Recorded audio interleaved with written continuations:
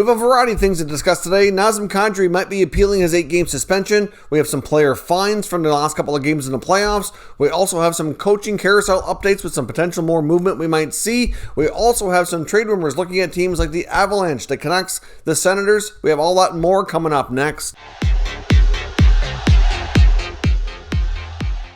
So welcome back to another video here at Top Shelf Hockey. Now, as I mentioned, we have a lot to talk about today, so let's just dive right in and get started here. But first up, a couple quick tidbits here, including some fines by Player Safety of the NHL. Anthony Mantha has been fined $5,000 for goaltender interference against the Bruins goalie Tuukka Rask. $5,000 is the maximum allowable under the CBA. And we also have another fine for Carolina Hurricanes captain Jordan Staal, who was fined $5,000, which is also the maximum in the other category, which was defined as a dangerous trip against Nashville Predators forward Luke Kunin. So a couple more fines handed out, and of course we have a suspension that we just recently got down from the NHL the other night with Nazem Kadri, the Avalanche, being handed an 8-game suspension for an illegal check to the head for St. Louis Blues defenseman Justin Falk. Now, of course, we've already talked about the suspension in a previous video. However, there is word from Saturday Headlines on Hockey Night in Canada from Elliot Friedman that Kadri is considering making an appeal. So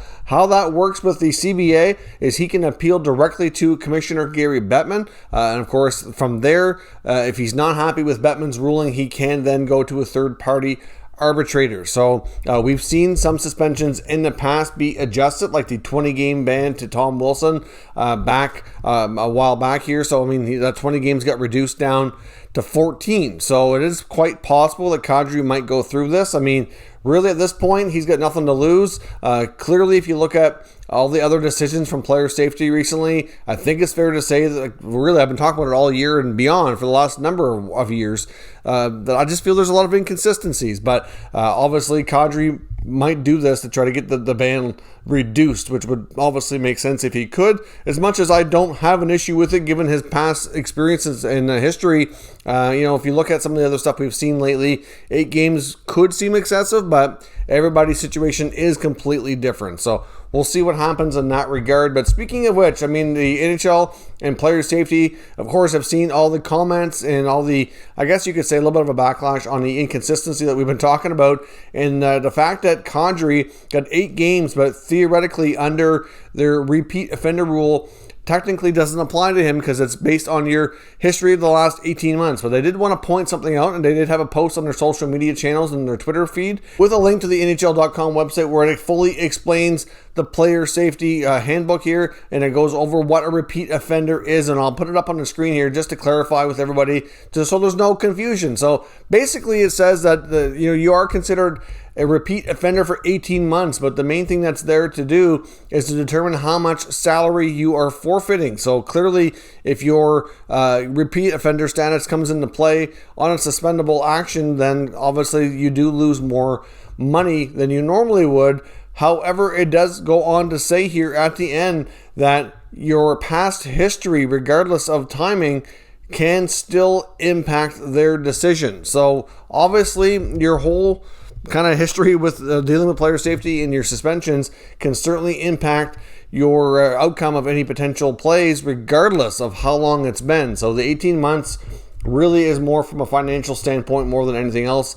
It doesn't mean that it will not impact things here moving forward, but obviously, like we've talked about before, like so with some other plays, like I know the Tom Wilson situation was very, very different, not the same as the Kadri situation at all. I mean, Kadri had an illegal check to the head, whereas Wilson was kind of on a rampage, ragdoll and Panarin around the ice, and obviously was on the ice punching Buchnevich in the back of the head. A very different situation, but still, the fact that he has such a long history of being in trouble with the league, you would think he would have got more than just a fine, which kind of goes to a lot of the fans' frustrations here. So we will see, but clearly, for anybody questioning why Kadri was given such a lengthy ban, saying that the repeat offender rule shouldn't have been applied here, that's not really the case. So there you have that directly from Player Safety. Now, we also have some updates on some injuries to talk about here today. We do have confirmation early this morning that Nick Ehlers of the Winnipeg Jets will indeed be making his return to the Jets lineup tonight.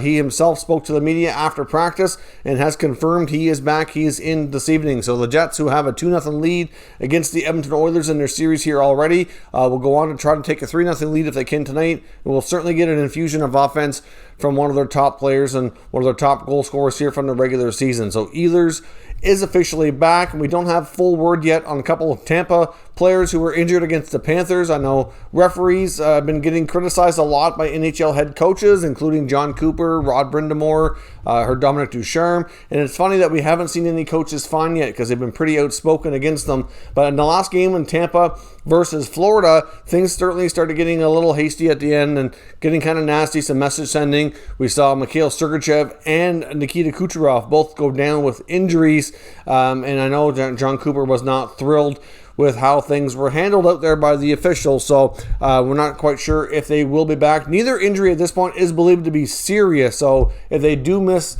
the next game, it doesn't necessarily mean they're going to be out longer term. At least it doesn't look that way so far, but we're still awaiting further information in that regard. And in terms to the coaches, I mean, to be honest, I personally haven't seen a lot of officiating that I find to be one-sided per se. I've seen bits and pieces of most of the NHL games so far, and really, it goes both ways. I think a lot of times I understand they don't want their teams to be penalized, and they want it to be even, but I think a lot of times it's hard to look at things objectively when you're kind of right in the midst of things. But I've certainly had my fair share of gripes with officiating being inconsistent, like player safety, but I'm not sure that one team or another in many of these series can really say that it's been one-sided.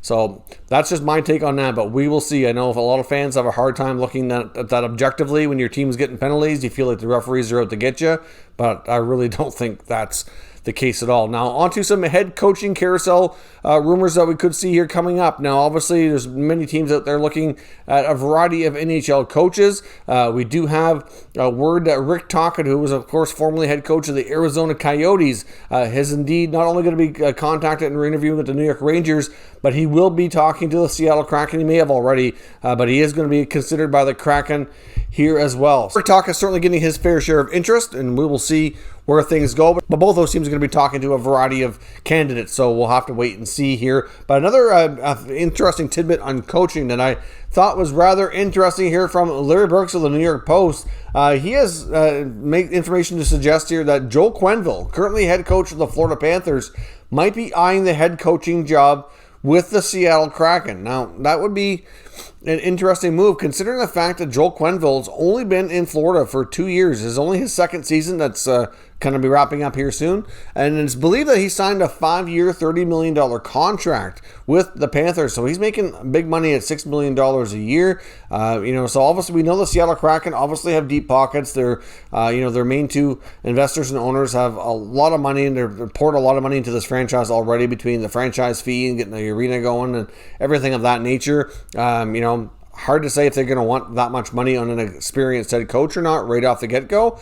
But Joel Quenneville, would he be able to get out of his contract? Would he resign from the Panthers? Would they basically release him? And I would assume that the Kraken would have to take over, basically paying him the remainder of what he's owed there. If they agreed to sign him for the same kind of deal and Florida agrees to cut ties, it could possibly happen. But I know when he was first hired by the Panthers, he was still owed 1 year on the Chicago Blackhawks contract, and they had to pay him for that as well. So it certainly could be interesting in that regard. The Kraken could end up spending a bloody fortune on a coach if they're going to go down that road, but at the same time, we know that they want to make a big splash and have a great inaugural season and try to build off what we saw Vegas do here a few years ago. So it'll be interesting to see. But at this point, the Florida Panthers have had a really solid regular season this year. I know their playoffs so far, at least, are not going how they've planned. Looks like they may end up falling victim here to the Tampa Bay Lightning and a series that could be 5 or 6 games. I guess we'll have to see. Looks like Spencer Knight's going to get the call in the next game and see how things go. But, at this point, I don't really know if we have any reason to really say Quenneville would leave. But interesting that Larry Brooks suggests this as an option, and we'll have to wait and see how things play out once the Panthers season is over to see if there's anything to it. But he feels that might be one of the reasons why that the Kraken and GM Ron Francis are really holding off making a decision, is they're waiting to see if some of these coaches like Quenneville could become available after their seasons wrap up here with their current NHL teams. Now, before we jump into today's NHL trade rumors, I just want to take a moment here and acknowledge our channel sponsor, Manscaped. Top Shelf Hockey is proud to be sponsored by Manscaped. Of course, with Manscaped, we have a special offer here for all Top Shelf Hockey viewers where you can get 20% off and free shipping into all orders at manscaped.com. Now, of course, Manscaped just launched a brand new Lawnmower 4.0 trimmer, which is a fantastic product. They've taken the level up here, even again with the skin-safe replaceable blades. It's waterproof, it's wireless charging, has a travel lock on it, as well as a nice light so you don't miss what you're doing. So certainly a terrific product. Now, many people associate Manscaped with their trimmers, which is certainly kind of their top product, but they do have a lot of other great options as well, including what they call the Weed Whacker, which is another trimmer for your ears and nose. And they have a variety of deodorants and sprays as well, which also keep you fresh and are terrific as well. So certainly Manscaped has a lot to offer, and we certainly highly recommend all of their products. So check out manscaped.com and use promo code TSH for 20% off and free shipping.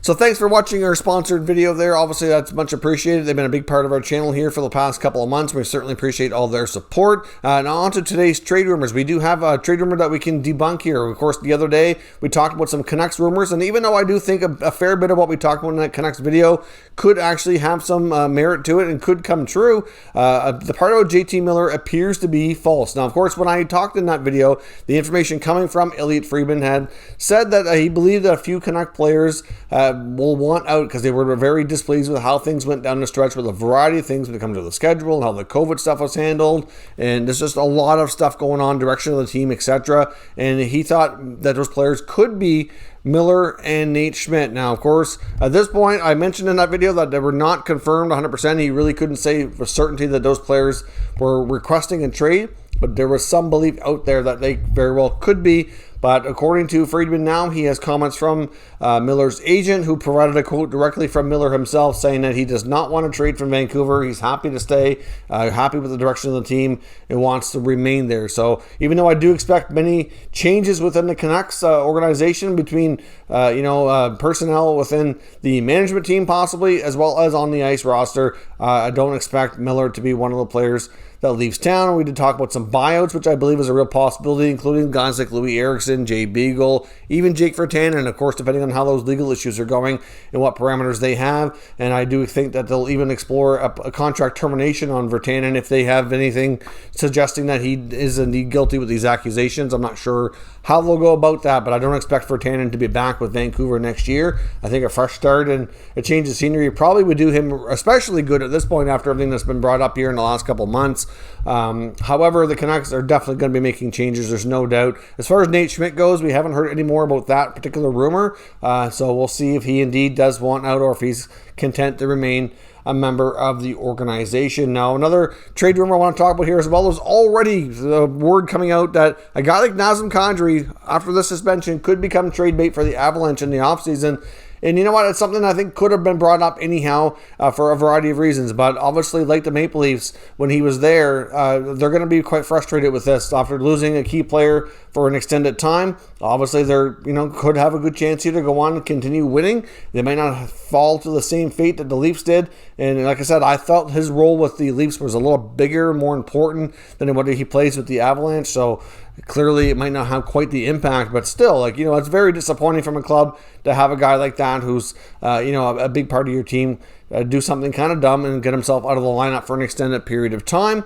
But at the same time, though, the Avalanche are going to have, like many teams, quite a juggling situation when it comes to their salary cap situation. They're going to have a big-time contract coming up for Cale Makar. He's going to want a long-term lucrative deal, and he deserves one. He could get a bridge deal, but either way, he's going to be paid a pretty penny. Captain Gabriel Landeskog is up for a new contract as well, so he needs to be extended. So obviously, that's a big deal. Goaltender Philip Grubauer, who I think has kind of really grown into being their starting goaltender and answered a lot of those questions about their starting position for the next little while. And he's due for a new contract as well. And even a guy like Brandon Saad, I don't think it's a certainty that he's going to return, but I think they'll at least want to consider it depending on the money and the fit. And, he's another guy too. So they're going to have to free up some cash. And a guy like Kadri making $4.5 million is one of the more tradable contracts. And of course, like I said, these suspensions are going to hurt his reputation and might diminish his trade value a little bit. There's also talk that maybe they make him available to Seattle and see if he goes there. But he only has 1 year left on his contract. The contract he signed way back with the Maple Leafs has turned out to be quite a valuable one for teams holding on to that, what he normally provides when he's on the ice at least. But obviously, he's in a situation where he could find himself on the move here yet again. Regardless of the suspension, they need cap flexibility. He's got a short-term contract right now with a lot of value to it, given that it's not a ton of money. So he could find himself on the go again, and the suspension could once again be a direct link to part of the reason why, at least. But the Avalanche are likely losing a good player, but they might possibly try to push Kadri on Seattle and hopefully try to protect their defenseman, because they have a lot of good D, and they're bound right now to likely lose one unless they make some kind of side deal or trades or something. But when you have Makar and Gerard and you have Devon Toews and Ryan Graves, like, one of those guys is likely going. I know Eric Johnson, who has a no move, is supposed to have agreed to waive that for the expansion, but he likely wouldn't get picked given his injury history and all that. So they want to keep that blue line together if they can, and it's going to be a challenge. So maybe they try to use Kadri as trade bait to make that happen. I don't know. We'll see. But the Avs are going to have their hands full, like many teams, juggling into the offseason. And lastly here, I want to touch on the Ottawa Senators. We have had a lot of remarks from Eugene Melnyk lately on a recent podcast, and I know Bruce Garriock has followed up with a lot of his comments based on that interview that we've seen, talking about how they're going to handle their offseason plans. And he believes that one of their top players here, Brady Tkachuk, who's due for a new contract, likely will get a long-term lucrative contract and not a bridge deal like we might see with a lot of their other talent here. A guy like Drake Batherson has also proved to be an important piece there, is also due for a new contract, and very well might be more inclined for a bridge deal. But it's expected that they're going to actually pay up here and try to keep Brady in the term long term, and likely offer him the C as part of this contract. I think he's a perfect team captain. It makes a lot of sense for them. So we will see. Now, it doesn't mean for sure that Brady's going to want to do the long-term deal. If he doesn't, I don't think Sens fans have any reason to panic. It has nothing to do with him not wanting to be there or anything of that nature. It's just given the financial climate of the NHL right now,